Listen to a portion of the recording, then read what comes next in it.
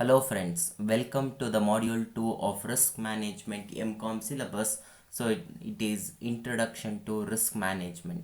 So your module 1 speaks about what do you mean by risk, what is the meaning of risk and why risk is mainly associated with uncertainty, and what is the difference between us uncertainty and risk, and how you are supposed to manage the risk management, what are the advantages and disadvantages. So this part will give you the overall introduction of risk management and some of the brief steps in risk management and how it has to be taken care and what are the certain principles it has to follow. So to be very precise, so the module 1 continuation of risk is nothing but the module 2 of risk management, that is the introduction part. You can briefly study.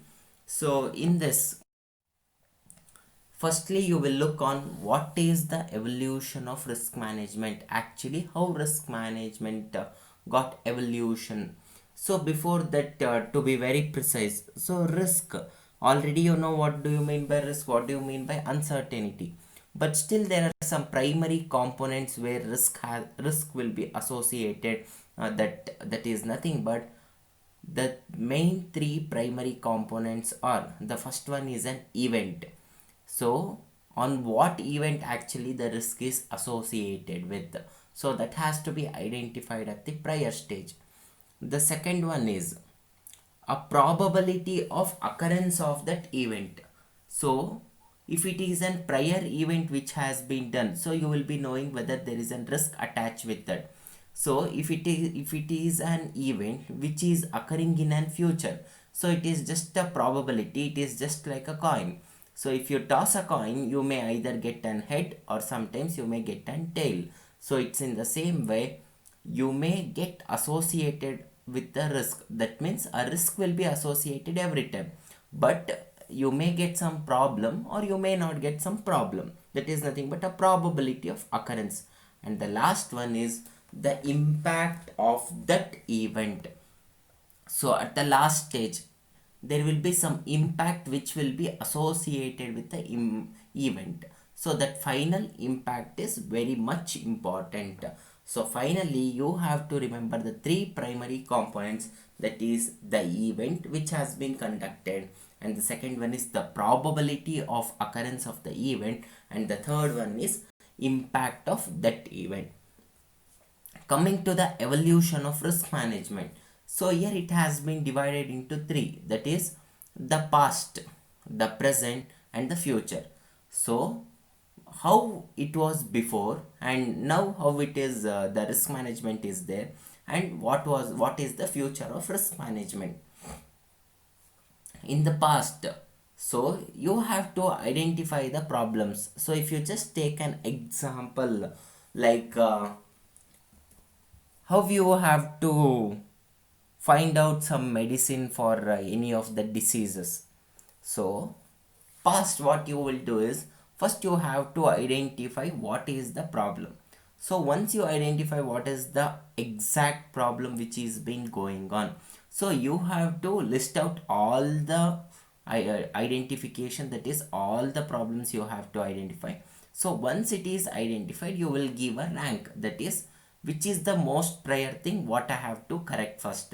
So when you take answers for all the problems which is been associated, so then what you can do is you can demonstrate. So you know that there is a risk which is been associated, so then you will go on demonstrating. So once it is been demonstrated, finally you will go with something called monitoring, that is whether it is been right or whether it is been wrong. This was done in the past because only with some related measures they were going to solve with the problem. But when you come for an present, so here they have changed, and all over there is a huge difference between everything. So once there is a difference which is been associated, so what they will do is, once again they will identify what's the exact problem, and they will give a rank, like which has to be corrected first and which has to be done. Then finally, and the third important thing is, so the level of risk has to be identified. So always, so the best example is the COVID-19 that we are in a place. So some students, they feel that online class as it is very much helping them. Why? Because if we just look on the advantages, it's just the mode of medium or the mode of teaching. It may be quite different, so it is just online. Other than that, everything will be given in the form of teaching. So, and if a student who is interested to listen for the next time, and if a student, if he has not time to listen there, so then he can listen once again. So these are some of the advantages what he can. So in the place of COVID-19 in this time, so there will be some problems on that COVID. So some states will be at high risk, so it is like red alert. So whenever there is something called red alert, what city will do? So city will be fully targeted on that issue itself. In the same way, when there is something called red alert zone, so you have to be very careful and you have to look after that level first. So once you are checking for a red alert zone, then you can come for all other zones. So finally the green zone, what we call it as the safe zone. So here the level of risk will be identified by the organization, that is the risk management team. So that manager will convey how you have to go and prioritize the problems. The next one is implement improved controls starting from highest risk. Once you got to know that in the containment zones are in red zone, so once you get to know that it is an containment zone, so what you will do, you will start implementing the answers. That is, you will implement what are the necessary measures. So once you implement, so finally you will just go and monitor. So if there is an highest issue in the particular place, you will just implement. So in the same way in the organization, so if there is any problem in any of the departments, so if you say any of the particular department, so you will just go and check how it has to be done and where it has to be identified. So once it is been identified very properly, so finally you will go and monitor whether everything is going on correctly. So this is what the present is going on. So there is a lot of difference from past and present. Going to future, so in future, so the identification of the potential problems will be looked after, and there in future once again the improvement will be done drastically. So in this drastical technological improvements, so with all improvements, so always there will be something called opportunities what they will be looking for. So the next thing will be understand the causes and the factors which affect the likelihood and consequence. So the next thing what they will do is, so they will understand, yes, what is happened and how it has to be done. So the instant answers will be identified within a very few time. So once it is been identified, they will check to it, so where and all it is affecting, so how and all it is affecting and why it is affecting. So once they get to know this, so this is quite important what they are looking for. Once it is done, so instead of treating the whole from highest to lowest, so they will optimize the treatment, so that is effectiveness on current and proposed controls. So if there is a problem today, what we people will do, so we will look for today and we will cure for today's problem.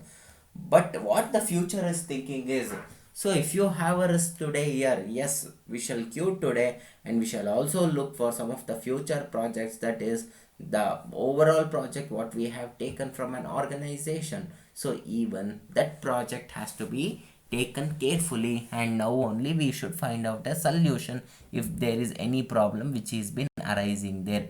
So further, if any problem may arise, so that should be taken care now itself. So that is what they are looking for.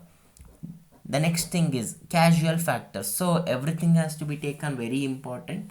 So the cost, benefits, and how you are treating the risk, so everything will play a important role. Monitor and feedback. So the last thing is, once everything is been identified very properly, and final thing is you have to monitor. So once you are implementing and you are doing the monitoring, so there will be a feedback which should be taken. So once you take the feedback, then you will get to know whether you have achieved a proper thing or whether it is not successfully implemented. So this is something, the evolution of risk management from past, present and future. So, like if we just look on what are the emerging areas of risk management, like somewhere in the 1990s, so this new area of risk management was begun. So it was just emerged, like to provide the managers with more and more options to protect their companies. So because each and every manager will look for something called protection of the company. So when the company like new kinds or exposure, so some new strategies were used.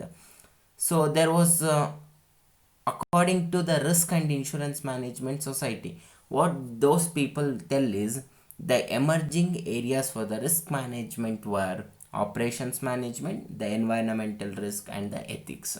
So according to the Risk and Insurance Management Society, this is what they have emerged, and this is what they will tell. These are some of the emerging areas of risk management. So this is the overall evolution of risk management from the past, present and the future. And the next important thing is the steps in risk management. So even this is quite important for your examination. So this chart is quite important, and if you remember this chart, so the whole thing you can keep on explaining. So the first thing what it says is, so you should start from communicate and consult. So this is your step one. So the step two is establish the context, identify the risk, analyze the risk, evaluate the risk and treat the risk. So the last step is monitor and review. So this is how it will go on.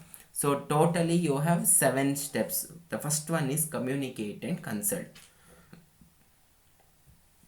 Whenever a risk has been managed, what you are supposed to do is you should communicate with the higher authorities, and once again you have to communicate with your team, and you should communicate with the internal and external people, because what you communicate is very important. And finally the consultation will also be very much important. Why? Because the risk assessment and the overall inclusion of the people in the risk management, so this will play a very major role in the overall steps of risk management, because the managing of the risk, which includes the identification, analysis and the evaluation.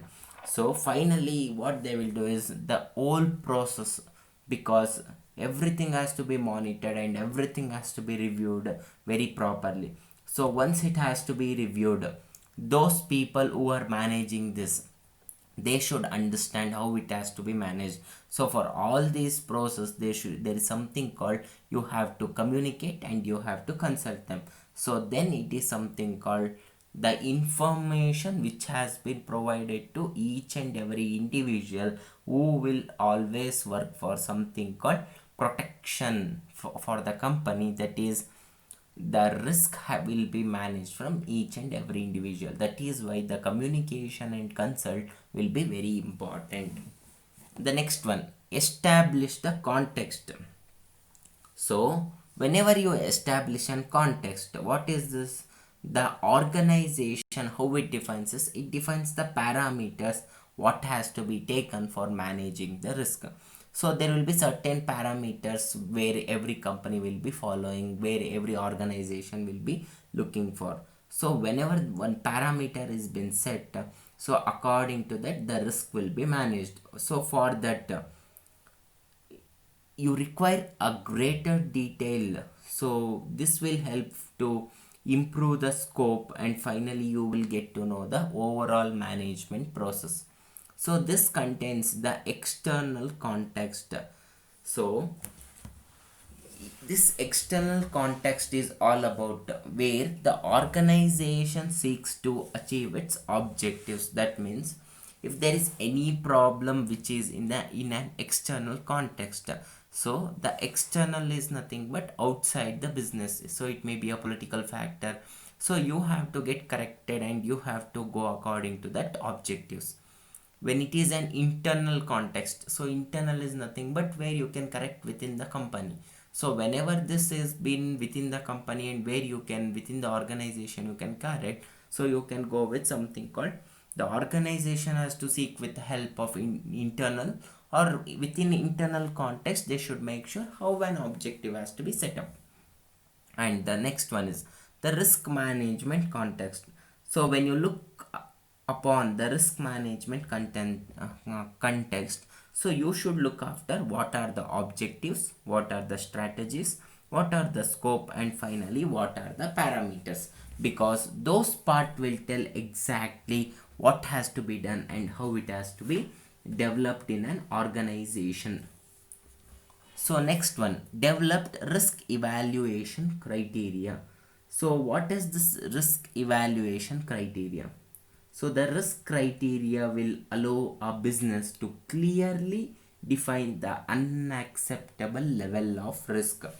So the organization should develop an criteria which should be evaluated, or which should be used for the evaluation of the significance level of risk. So once they evaluate, so then the exact acceptable level of risk has to be taken for a specific activity.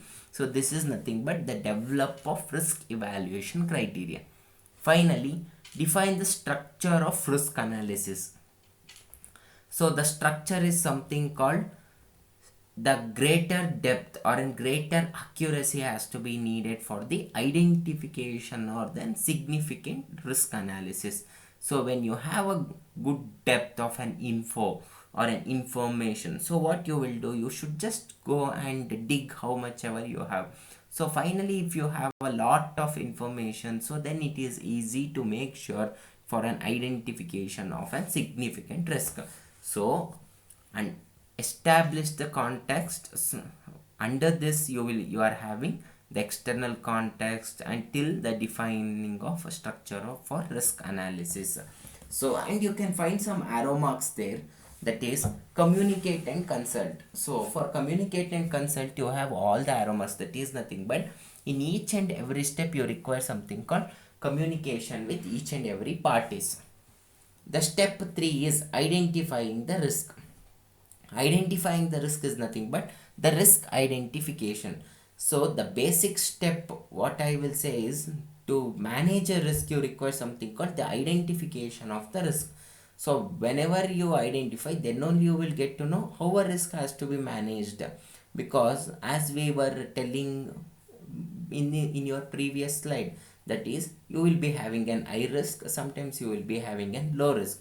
So to identify whether it is in a high or whether it is in low, so you should come to a conclusion and you should manage how it has to be done and how it has to be taken care. So here the two things are very important. One is what can happen in this risk, so what are the problems which is being associated and how it has to be taken care. So and one more thing is, if this is happening in present, how you have to control in the future. Why? Because the same risk, if it is been identified in the future also, then you have not done properly.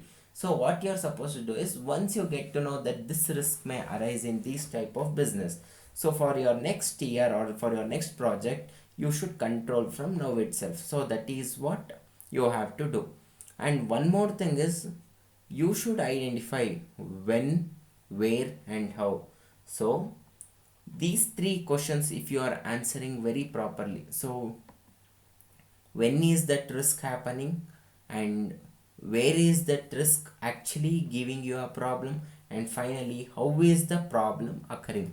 So if you answer these three, so then it is very easy for an organization to identify the risk. So that is, the identification of the risk is very important.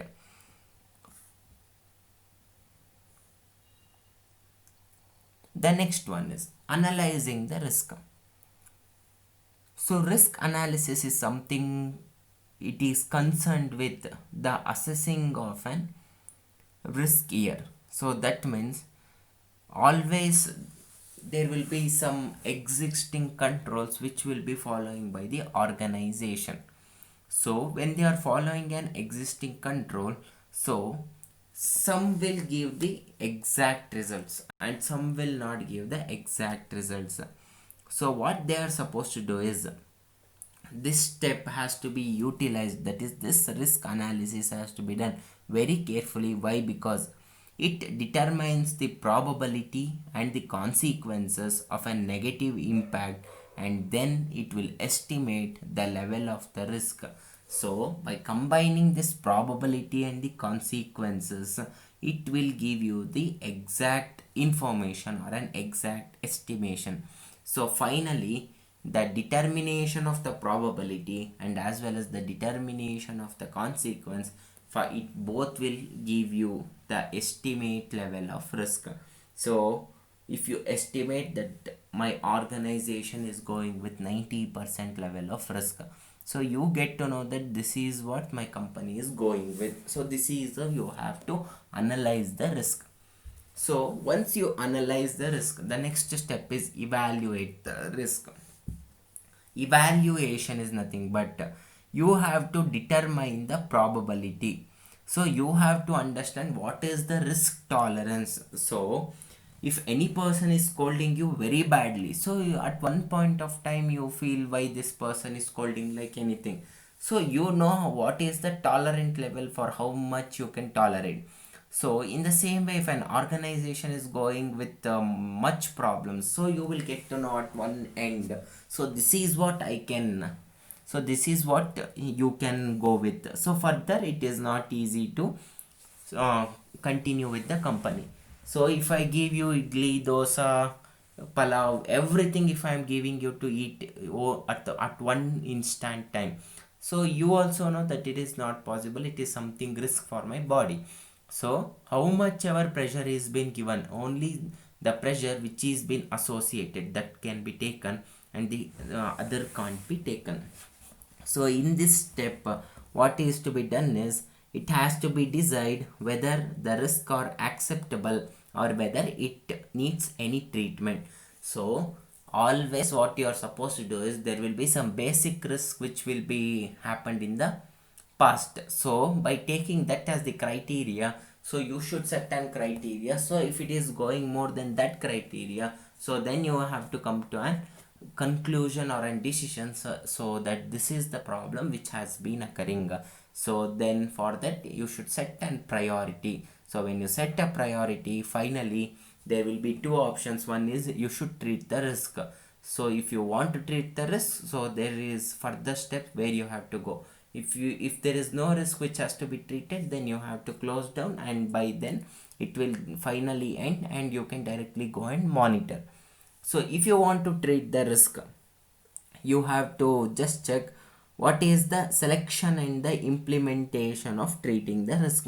So you have to identify very properly what and all you are involving, and finally what and all you are selecting and implementing. So once you check for these options, so finally you have to go and assess the options. So once if everything is right, so you have to prepare a good treatment plan. So a good treatment plan will help you to find out what are the consequences and how a risk has to be shared, and how a risk, some risk has to be retained, and how it has to be retained. So all these importance will be informed there. So finally, after treating the risk, so the last thing is monitor and review, because once you monitor, then only you will get the exact results, and then only you will get to know what are the problems which were occurred.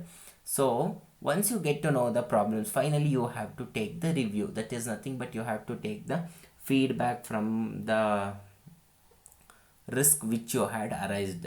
So once if you get to know that the overall risk has been good and overall risk has been reviewed properly, so then finally it is something called the overall integral management, or the overall steps is nothing but the association of the risk which has been there has been reviewed in the following steps. So the steps in risk management is, you have to communicate, you have to establish the context, you have to identify the risk, you have to analyze the risk, you have to go with risk evaluation. Finally, if there is a risk evaluation which is been required, so then you have to treat the risk and finally go with monitor and review. So there you can find something called risk assessment. So this risk assessment combines the identification, analysis, and as well as the evaluation. So that is why for that box you can observe you have a different color in the chart, that is for risk assessment. So you have to assess the risk and you have to identify the exact reason for the problem. So this is one of the most important question where you can expect for your examination. So the next thing is, so RBI, as you know, it's a Reserve Bank of India, where foreign risk management it has some different guidelines. So the important thing what you can do is, what you should be remembering is, so R is been called as an rare, so which is unexpected, where you don't know what may happen. I is an incident, that is nothing but the outcome, so the outcome of the event. So at the starting class only I told it has some three primary components.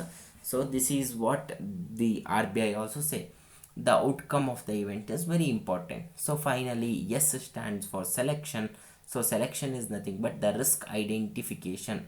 So fourth one K is nothing but the knocking. So that is you have to measure and you have to monitor and you have to control, that is the risk assessment. So already you have learned what is the unexpected or an probability which may occur. So the outcome is nothing but the probability whether you may get head or whether you may get tail. So the problem may occur or the problem may not occur. The selection is nothing but the identification of the problem, and finally knocking is nothing but the overall assessment of the risk, which includes measuring, monitoring and controlling. So for all this, RBI has given the guidelines on the risk management in banks. So that is whenever there is a loss or whenever there is a profit or whenever there is a credit risk which is been happening, how it has to be taken care. So our next chapter will be credit risk. So there we shall learn in detail about the risk attainment. So the next one is types of risk in finance. So these are the different types of risk what you can look here.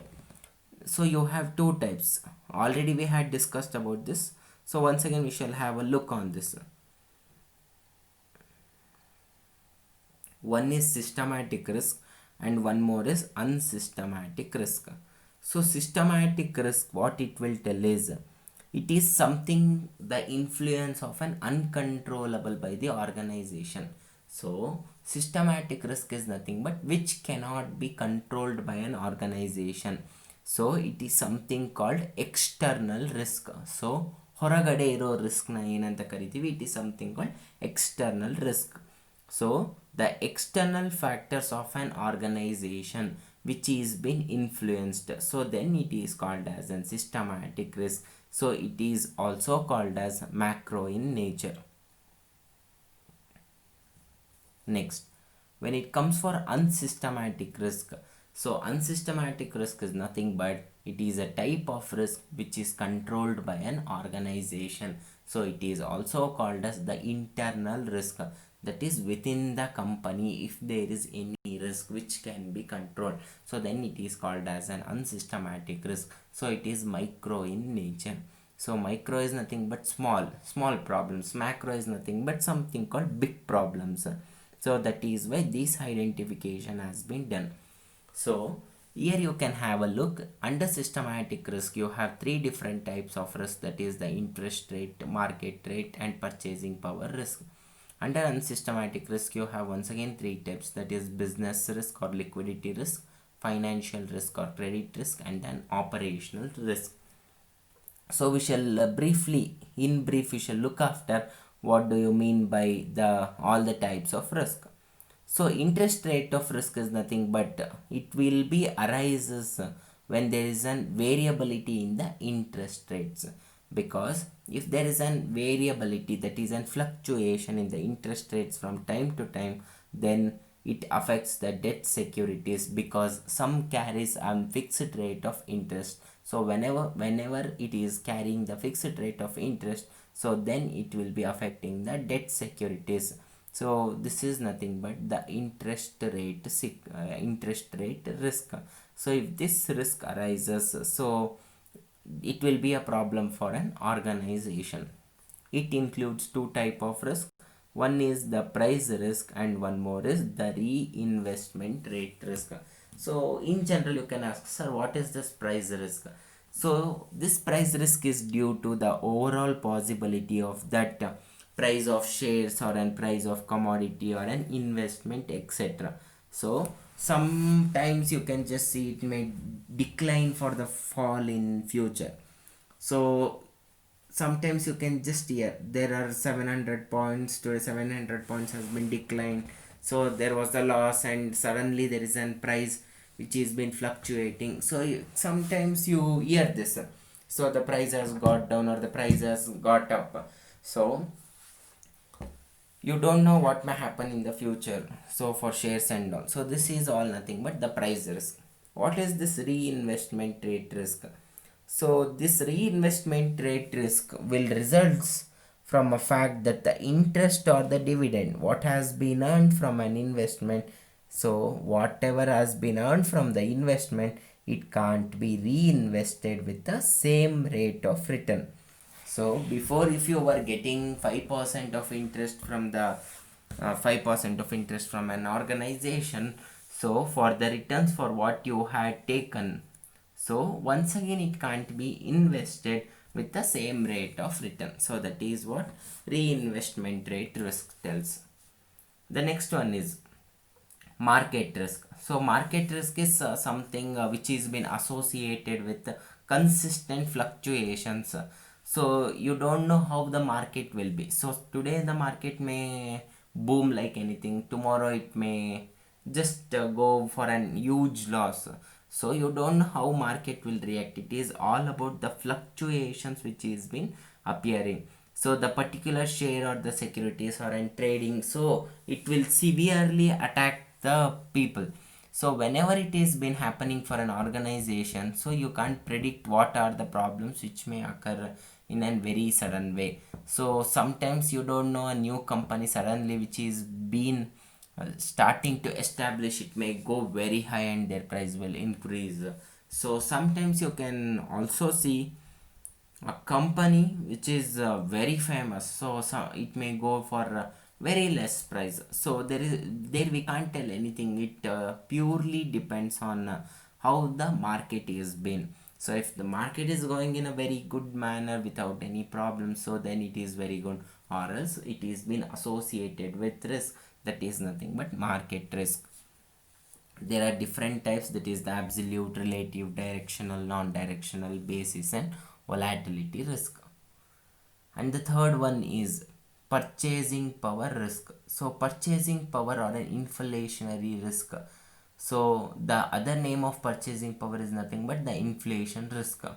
So what it tells is it is been always originated from the fact that it affects from the purchasing power adversely. That is nothing but, so sometimes it is not that desirability to invest in securities during in this inflationary period. So if it is not being desirable to invest in the securities in this inflationary period, so then it is nothing but the purchasing power risk. So you know there is a problem which is been associated with, but still if you are not interested, or else sometimes if you want to buy, so the purchasing power should be there with the company. So if it is not there, so then once again, if the based on the fluctuations, it will be the risk which is been associated, that is an uncontrollable by the organization.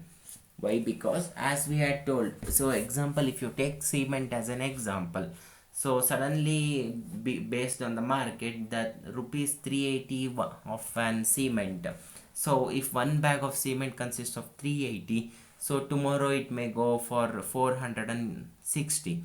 So if there is a price which is been increasing only because of this market, so then the Purchasing power should not be stopped. Why? Because the organization has to run. So once again the price has been increased very drastically, so this is something called inflationary risk which will be happening.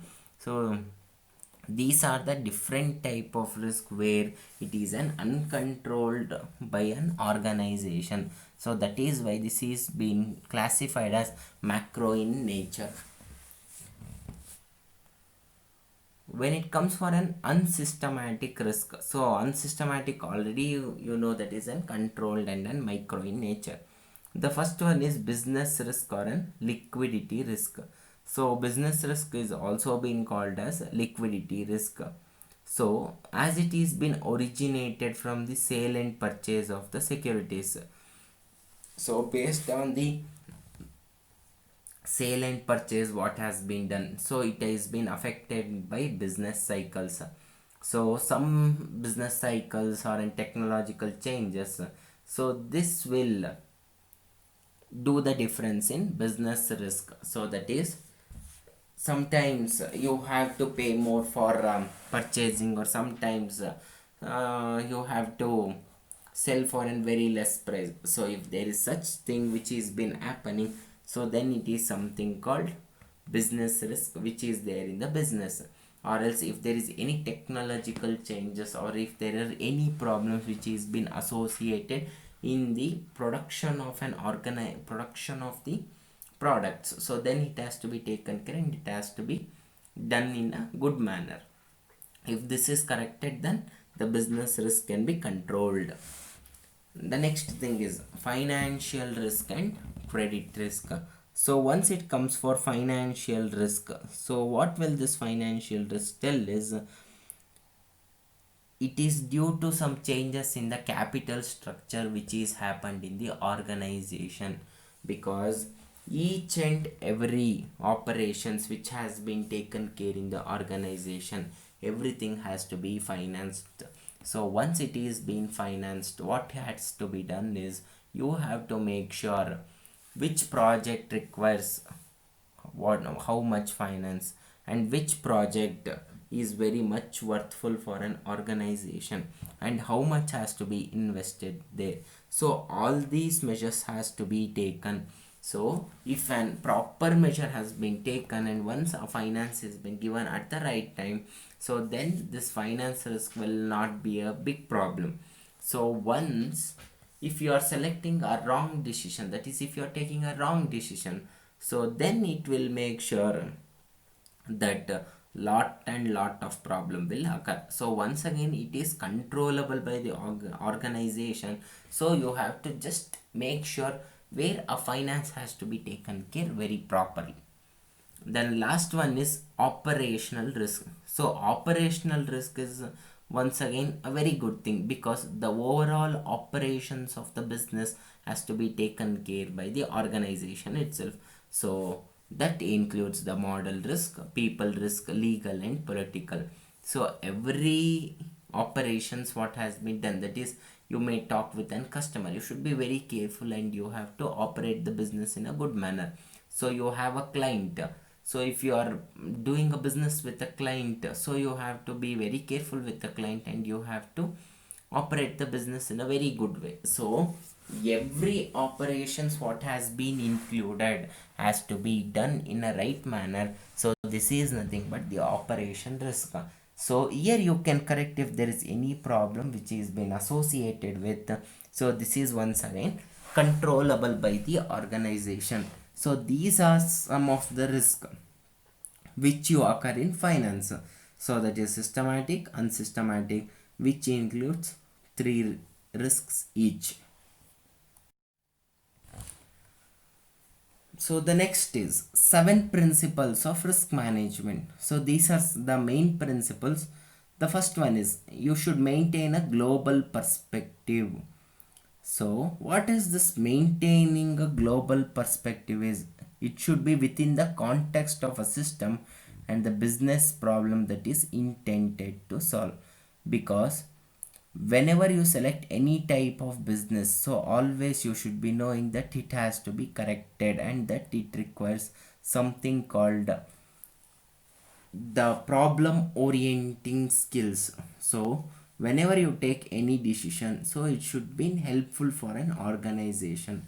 So if the risk is associated with global perspective, so it is something called a context. So based on that context, so then the risk can be mitigated or managed. So the next one is take a forward looking view. That means if you think about the risk what has been arised in the future or what may arise in the future, so you have to prepare a contingency plan in prior, so by taking the base of the present and as well as the past, because those risks will help you out what may occur in your future.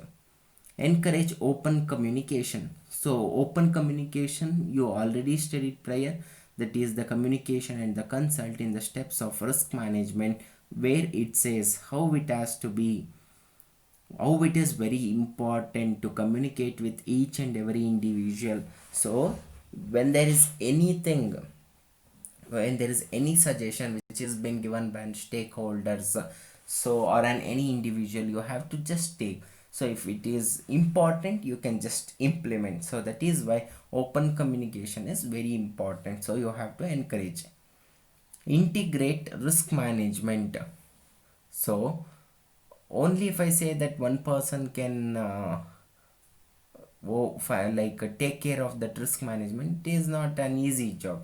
What you have to do is you should integrate the risk with the software process. So if you include the software technology, so then it will be quite easy to integrate the overall risk management.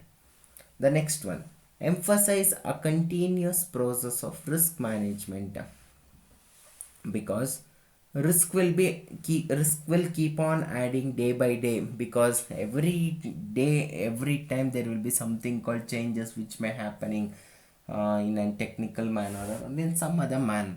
So when there is a change which is been occurring, so what you are supposed to do is based on the changes, so you should keep on preparing the contingency plans, you should keep on looking for something new. So when there is such research which is being done, so then it is something called a continuous process which will be modified for identifying the risk. So this insight will help for achieving for further betterment. Develop a shared product vision. So vision is something where you are looking far forward. So when that is your intention, what you are supposed to do is you have to talk to all the shareholders or stakeholders, so which will help you for a better risk identification and an assessment. So this will help you in a very good manner. The next one is you have to encourage the teamwork when managing the risk. So the teamwork, because as I told earlier, each and every individual will help you for managing the risk. So whenever if you just encourage in a team that this work can be done, so then they will help you out for an conducting an activities and conducting the research service. So this will help to make sure the risk can be managed in an easier manner. So here there are some possibilities where it is been constituting the risk in the project. Whenever there is a new technology or some uncommon methods which is been there, so then you may occur with something called risk. So this new technology is not just it is a risk. So whenever there is a new technology which is being followed, and it will give an competition to some companies, some smaller companies, so that is why there will be a risk which will be associated with the project. The next one is uncertain funding. So if there is no proper funding which is being done at an required time, so then it is something called financial arrangement. So when there is an controversial functions, that is a proper decision which has not been taken, then unrealistic computation or an budget. So a master budget has to be prepared properly, and you should have an exact completion date, that is the total quality management also has to be very good whenever you are preparing any product or going with any product. Changing customer ownership. So the overall control of the ownership has to be proper till you complete completion of that project.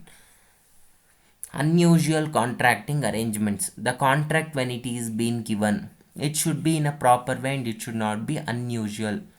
So the overall scope of the project has to be clearly defined. So if it is not defined, so obviously it will constitute a risk.